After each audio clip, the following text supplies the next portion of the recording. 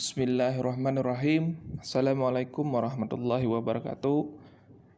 Perkenalkan, nama saya Muhammad Nasir, peserta Latsar CPNS dari Badan Pengembangan Sumber Daya Manusia Daerah Provinsi Kalimantan Selatan tahun 2021. Pada kesempatan kali ini saya ingin memaparkan jurnal saya tentang etika publik dan komitmen mutu. Etika publik.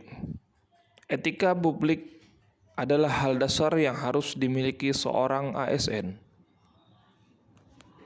Etika publik penting untuk dimiliki seseorang karena manusia pada hakikatnya dilihat dan dinilai berdasarkan tingkah laku yang menyertainya.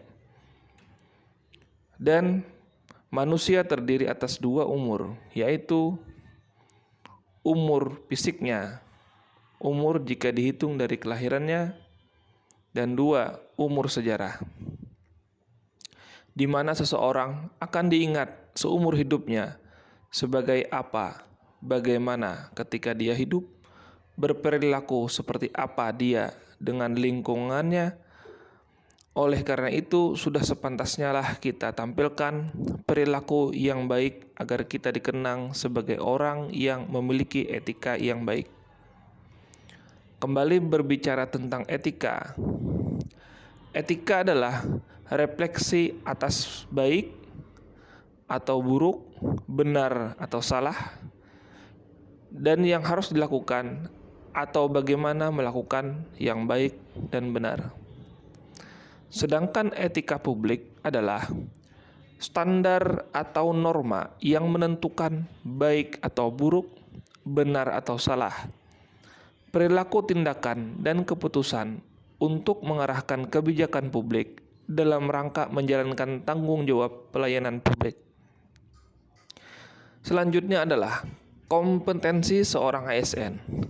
Kita seorang ASN harus mempunyai 3 kompetensi. 1. Kompetensi knowledge. 2. Kompetensi skill. Dan 3. Kompetensi attitude. Yang ketiga adalah attitude, menjaga etika termasuk dalam kompetensi attitude. Mengapa ASN perlu menjaga etika publik?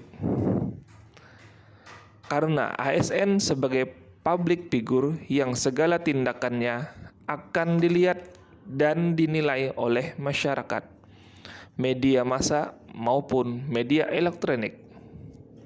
Akhir-akhir ini sering memberitakan hal-hal yang berbau ASN. Sedikit saja ASN berulah, maka jadi bulan-bulanan di masyarakat. Pelayanan publik yang profesional membutuhkan kompetensi dan leadership, namun tidak melupakan kompetensi etik. Kita harus meyakini pada dasarnya semua orang baik dan akan melakukan hal yang baik. Kita harus melatih alarm pada diri kita. Perubahan dimulai dari diri sendiri, dari hal yang terkecil, dan dari sekarang. Rencana aksi yang akan saya terapkan adalah menerapkan senyum, salam, dan sapa, baik kepada atasan, rekan sejawat, serta elemen lainnya di tempat saya bekerja. Menampilkan sikap sebagai ASN yang ramah. Mari mulai berperilaku yang baik agar dikenang sepanjang masa sebagai ASN yang beretika. Karena berbicara tentang etika bukan siapa yang lebih hebat, tapi siapa yang paling bertanggung jawab atas amanah Tuhan yang menjadikan kita sebagai ASN. Jurnal selanjutnya adalah tentang komitmen mutu. Berdasarkan Peraturan LAN RI nomor 12 tahun 2018 tentang pelatihan dasar CPNS. Materi pelatihan ini memfasilitasi pembentukan nilai dasar inovatif dan komitmen mutu pada peserta pelatihan melalui pembelajaran tentang efektivitas, efisiensi, inovasi, dan kualitas. penyelenggaraan pemerintah, dan konsekuensi perubahan. Jurnal pembelajaran komitmen mutu. Komitmen mutu merupakan pemahaman konsep dua kata. 1. Komitmen. Konsepnya adalah individu atau kelompok, janji, dan perbuatan. Mutu konsepnya adalah 1. Standar, 2. Kelayakan, dan 3. Ciri sifat. Nilai-nilai dasar komitmen mutu adalah efektivitas, efisiensi, inovasi, dan mutu. Efektivitas adalah sejauh mana organisasi dapat mencapai tujuan yang ditetapkan atau berhasil mencapai apapun yang coba dikerjakan. Efektivitas organisasi berarti memberikan barang atau jasa yang dihargai oleh pelanggan.